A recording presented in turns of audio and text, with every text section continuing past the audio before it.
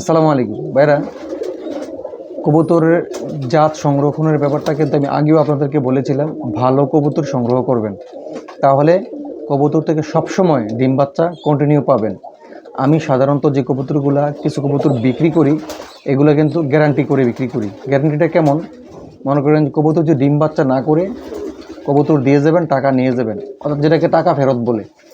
যদি ডিম বাচ্চা না করি, হ্যাঁ, তো এটা কিন্তু আমি গ্যারান্টি দিয়ে বিক্রি করি। কারণ কবুতর আমার কাছ থেকে কেউ নিয়ে প্রতারিত হোক, এটা আমি চাই না।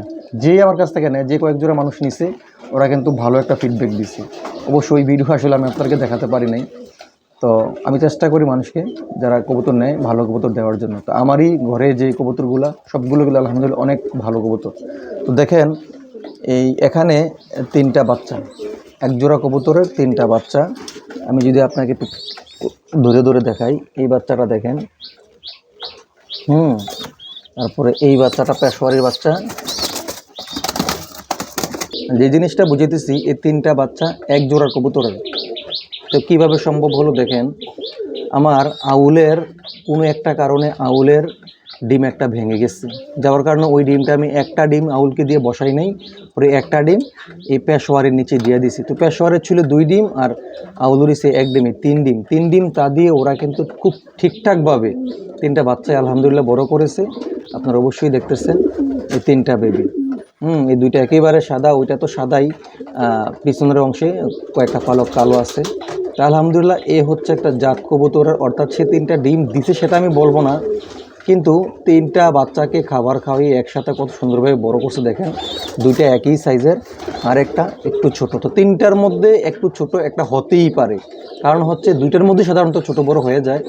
আর বিশেষ করে যে কবুতরটা মাদি হবে, এটা কিন্তু ছোট হওয়ারই সম্ভাবনা, এটা অবশ্যই মাদি হওয়ার সম্ভাবনা, এর জন্য কবুতরটাও ছোট।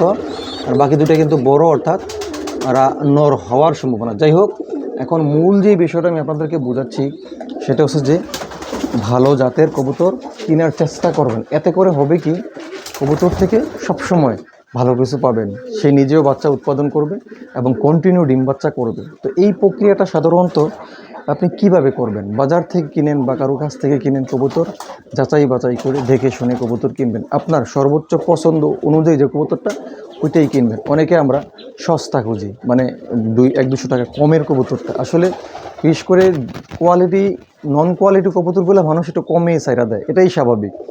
তো যার কাছে কোয়ালিটি সম্পন্ন কবুতর, সে আসলে চাইবে যে আমি একটু ভালো দামে বিক্রি করি, এটাই নিয়ম। আপনিও চাইবেন যে আপনার কবুতর যেহেতু ভালো জাত বা ভালো একটা কবুতর, আপনি কমে কেন বেচবেন? তো এটা প্রত্যেকেই চাইবে এটা। তো আপনি চেষ্টা করবেন এই গ্রাহক যে দামটা চাইছে, তার কাছ থেকে দামাদামি করে একটা ভালো একটা প্রাইসে কেনার জন্য ভালো কবুতরটা। তাহলে হবে কি, আপনার কাছে কোনো কমপ্লেন থাকবে না যে কবুতর ডিম দিচ্ছে না, কবুতর বাচ্চা করতেছে না। এটা কিন্তু অহরহর দেখতেছি যে এই কমপ্লেনগুলো থাকে মানুষের মধ্যে, যে কবুতর ডিম দেয় না, বা ডিম দিলেও বাচ্চা ডিমের ভিতর মারা যাচ্ছে। এই কমপ্লেনগুলো আসলে হাজার হাজার কবুতর প্রেমীর মধ্যেই কিন্তু একটা বিরাজমান। তো আমি চাই আপনারা কবুতর ভালো মানের কিনেন। যদি এর মধ্যেও বেশি রকম সমস্যা থাকে, তাও ওষুধ প্রয়োগ করবেন, কিন্তু বিনা প্রয়োজনে ওষুধ প্রয়োগ করার কোনো প্রয়োজন নাই। এতে করে কবুতর যে ওষুধ খাওয়াইলে ভালো থাকবে, ব্যাপারটা এমন না। তো আমিও ব্যবহার করি সীমিত আকারে। তো আপনারা কবুতর এই কেনার ক্ষেত্রে ভালো জাতের কবুতর কেনার চেষ্টা করবেন, তাহলে এই কমপ্লেনগুলো আসবে না। ডিম বাচ্চা নিয়মিত করবে, তাহলে আলহামদুলিল্লাহ কবুতর থেকে ভালো কিছু পাবেন। তো এর মধ্যেও যদি কারো কোনো পরামর্শ থাকে বা একটু জানতে চান, তাহলে অবশ্যই কমেন্টস করবেন। ভালো থাকবেন সবাই, দোয়া রইল সবার কবুতরের জন্য। আল্লাহ হাফেজ।